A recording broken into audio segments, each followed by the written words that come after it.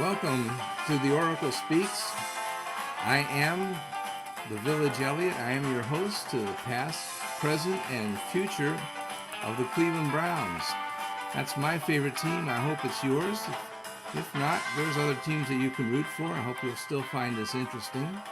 Today I want to address the question whether the Cleveland Browns are becoming a quarterback factory. That's something that I believe that all NFL teams should aspire to be. And as silly as it may seem, not everybody has that same opinion, even at the highest levels of the organization. Some teams believe that they need to kill the backup quarterback because it demoralizes the starter. You may think that's crazy, but you could point to the New York Jets, my favorite NFL team next to the Browns, I guess. They decided that they would get Aaron Rodgers as their quarterback. By the way, did you hear that he was activated today even though he's not going to play? That's the dumbest idea I've ever heard. But they decided that they would activate him so that they could have the benefit of his spiritual experience and influence the other quarterbacks, even though he's been in the locker room the whole time. What exactly is he going to do? That doesn't make any sense to me whatsoever, but he's going to be on the active roster. The whole thing is a soap opera. I really regret that he injured his Achilles on like the third play of the season, because I wanted to see him play at least several games, because I didn't think he was going to really be that good. I was pretty sure that his level of play had eroded at Green Bay.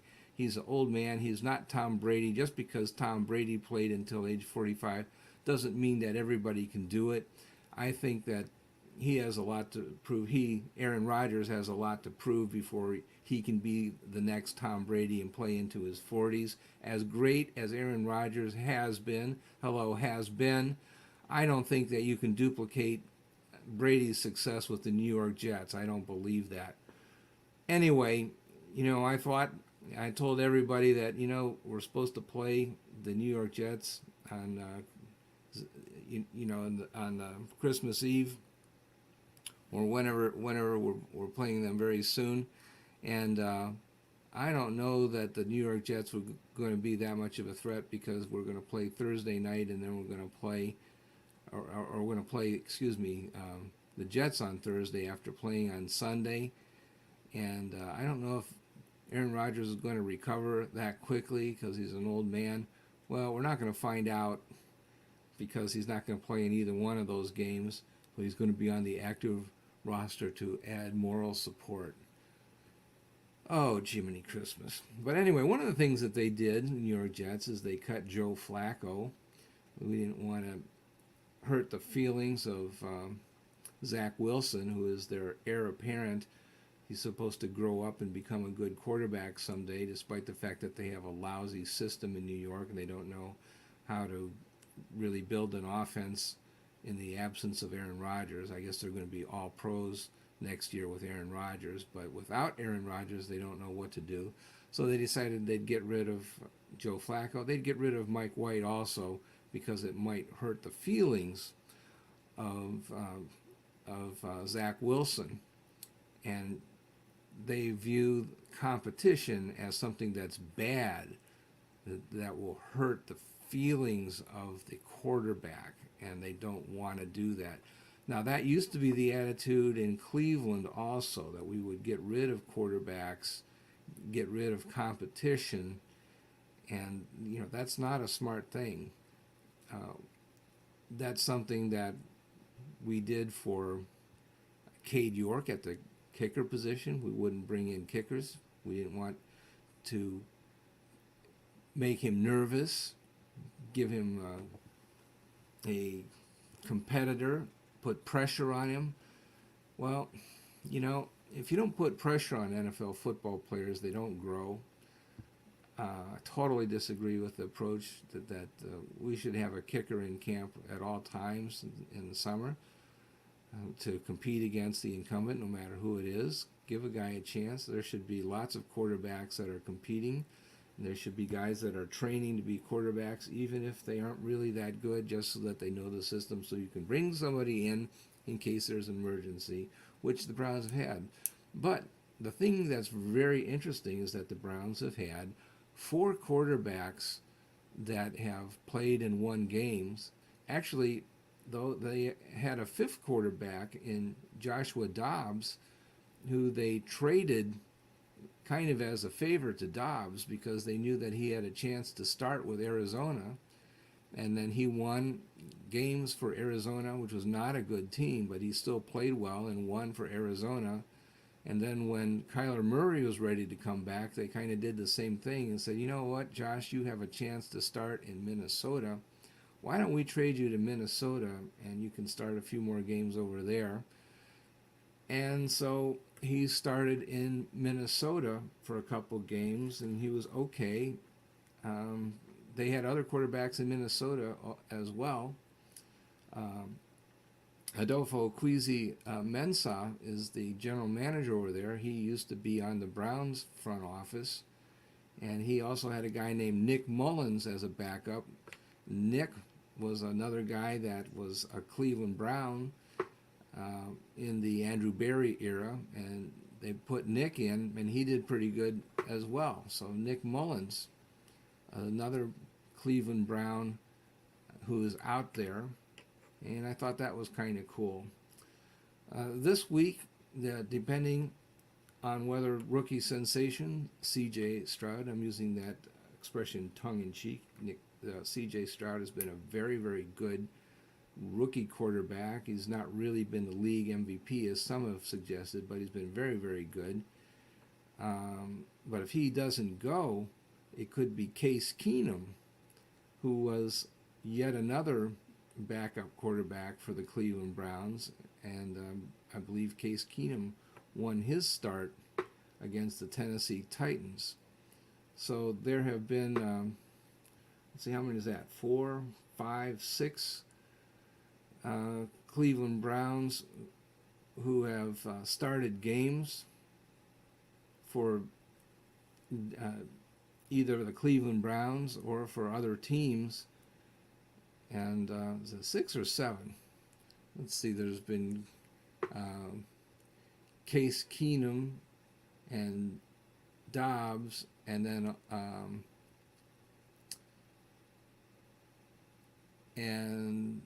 I'm leaving out Nick Mullins, so that's 3. There's actually been 7 quarterbacks that have started and performed very well. And 4 of them have won games in Cleveland. That would be P.J. Walker, Dorian Thompson-Robinson, Deshaun Watson, of course, is 5-1, and now we have Joe Flacco, who's been doing a very good job for the Browns as well. So all of a sudden, it looks like the Cleveland Browns are able to judge quarterback talent and bring in guys who can win games. Everybody, all 4 quarterbacks that the Cleveland Browns have started have won games for the Browns. So it's not like, and I continually make fun of people who think that they cannot win unless they have a franchise quarterback, whatever that is. But the Browns have continued to win games, continued to contend for a playoff position, and that's right, the Browns are the leading contender for a wild card at this point, and they've done it even though their first-string quarterback is out and he wasn't that super healthy. So that tells me that the Cleveland Browns scouting has got it turned around, and they're now able to scout quarterbacks like they were not able to do for years and years. It used to be that they would get quarterbacks that just really couldn't play. Part of it, I think, was that the Browns franchise, the overall team, just couldn't support the quarterback position. It's not all about the quarterback. You also have offensive linemen, running backs, wide receivers, and tight ends. You have those players for a reason, and if you don't have them, your quarterback is not going to be all that good. All right, so I'm going to continue that thought in just a minute, but let's take a break for some commercial time. Once again, we thank our many sponsors for allowing us to continue these programs with the Fanatical Elves Network. And we'll take 5 seconds in our time and a couple minutes for commercials.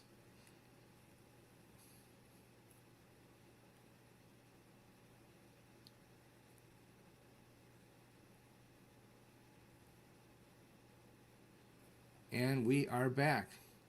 Thank you very much. And once again, we are available on video platforms like YouTube, as well as Spotify and Apple and a number of other audio platforms. You can listen to us on your way to work, through your cell phone, just a number of platforms. We're very grateful for everybody that's carrying our shows, from the Fanatical Elves Network, Fans First, Sports Network is sponsoring us, and just very grateful that we have the opportunity to come and visit you and share with you. It's been our privilege to be able to share our thoughts about the Cleveland Browns and the sporting world in general. Then the upcoming game is with the Texans, who we have supplied with tons of draft picks over the years. We gave them the number, I think it was number 10 or 12 draft, our overall draft pick that was used to take Deshaun Watson. Then we later traded 6 draft picks to get Deshaun Watson, gave him a $230 million guaranteed contract. I don't know that that was necessary. In fact, I would never have made that deal. I think it was a bad idea. Nevertheless, Deshaun Watson is our so-called franchise quarterback, and he has played well enough. The other 3 quarterbacks have also played at a high enough level to win. I think that the amount of money that they spent and the amount of draft capital that was invested in the quarterback position was way out of line, and it does threaten the team's existence. I don't know if the Browns can recover. If there's a problem with injury to Deshaun Watson, I don't know if the Browns can recover and continue to win. They have to pay him $64 million next year, and I hope that they will extend his contract so that they can spread out that money over some additional years and obtain a first-year discount. The way that the NFL structures its contract, you get a reduction in the first-year salary cap charge, and the Browns will need to do that in order to do business in 2024 because they're already overspent. You can't just wipe away guaranteed contracts, and the Browns have guaranteed contracts to a lot of players, including Jack Conklin, Joel Bitonio. Myles Garrett, of course, has a whopper. Just a number of players have guaranteed money, and it's not clear who else you could restructure because the Browns are already overspent for 2024, and they need to restructure Deshaun Watson just in order to do business in 2024. I don't have a positive view about the salary cap management associated with the quarterback position. One of the lessons that was learned in this season is that, the Browns actually can win with a low-budget quarterback. They did a great job finding Joe Flacco. They also succeeded in the draft, I believe, with Dorian Thompson-Robinson. I think the main objection with DTR is that he's a very small guy. He's not that short. I think he's like 6'2", but he's kind of skinny. And there would be legitimate concern about his longevity, and we saw that he took a big hit, and that knocked him out of the game, and he will have to learn how to avoid that in order to have success in the NFL as a starter. But certainly as a backup, I think he would be more than adequate. I think that the original judgment at the end of summer training camp was that they felt that he was better than Joshua Dobbs. And even though Dobbs had some brilliant success at times with Arizona and Minnesota both, I think that they may be right, and that um, DTR may be able to play at a very high level. Remember, we've pointed out many times on this show that DTR played 5 years of major college ball and succeeded at a very high level. If there's ever a quarterback that was NFL ready, especially in a system like the Browns, which is designed for Deshaun Watson, who is a mobile quarterback, not really a runner in the same way that Lamar Jackson is, but he's mobile, throws on the run, that sort of thing. And that's exactly what DTR does. He's an NFL-ready quarterback for the Browns system. I think that he's able to have moderate success almost immediately, and that he would develop very quickly if he were called upon to start several games in a row. Now, they've decided to go with Joe Flacco, the veteran. I have no problem with that. I did feel that it was taking an awful risk to put him on the field with just a week and a half of practice, basically. But the longer it goes, now that he's got 3 starts under his belt, and he's done well, he's becoming familiar with the Browns' offense, and the ability to continue to function at a high level is going to become easier and easier for him. Maybe easy is the wrong word, but let's say less difficult. There's nothing in the NFL that's easy, but he's assimilating the playbook now at a much higher level than he had initially. Still, there's a lot of euphoria about Joe Flacco's play, not his pay. But he's been playing at a very high level, but he's also had some bad turnovers. There was a interception that led to a score, and then 2 direct pick sixes. So 3 turnovers that led to scores for the opposing team. And that's kind of what you'd expect for a quarterback that hasn't had a lot of game reps and did not have training camp. You expect to have plays like that, misfires, a lot of interceptions. But his level of skill has resulted in the ability to complete a lot of passes too. So he's been high completions, high yardage, generating over 300 yards a game for his first 3 starts, and yet there's been turnovers as well. So I'm not saying that DTR would be better, but I do think that DTR would be able to produce similar results if he is called upon in the future.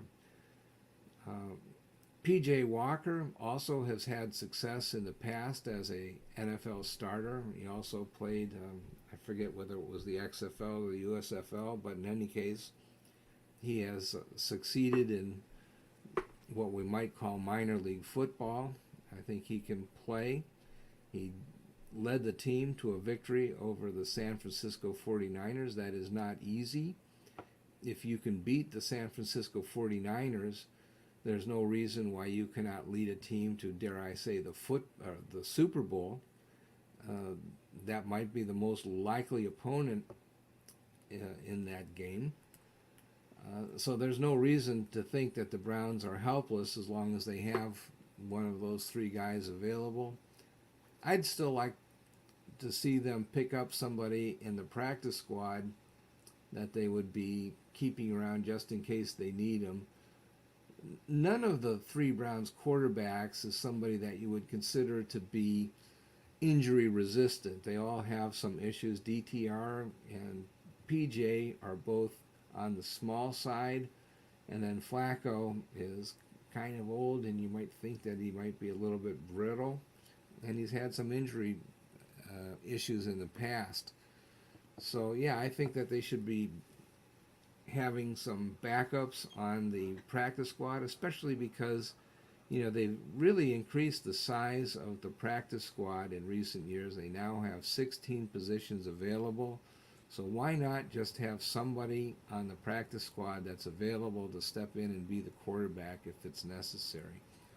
Just have guys around in the league that know the fundamentals of the Stefanski system. It's not going to hurt one bit. So, okay, that's what I think. The Browns are finally showing signs that the scouting system is starting to work. They are producing results, obtaining, not quarterbacks that are ever going to satisfy the demands of the fans. They expect to see Tom Brady every time the Browns have a new quarterback, and it's not like that. But you are going to show the ability to obtain quarterbacks that give the Browns a chance to win.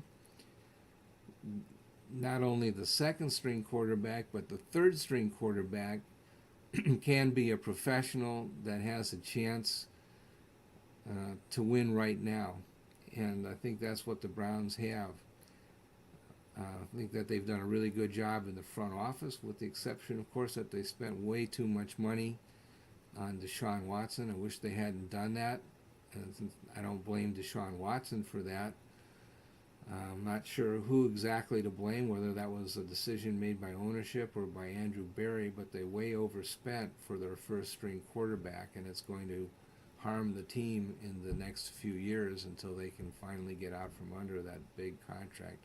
I don't think you need to spend that kind of money on a quarterback. I think it's way too much. But okay, it is what it is. For the moment, the Browns are well equipped to do battle with anyone. I don't see that there's any dominant team. Certainly the Browns have already beaten Baltimore. Who do you think is tougher in the AFC? The Browns have already beaten San Francisco and Baltimore. I don't see any reason why the Browns wouldn't have a puncher's chance in the playoffs, assuming they make it that far. Let's just see what happens. Play them one at a time, and let's just pays our money and takes our chances. So we'll see you again soon.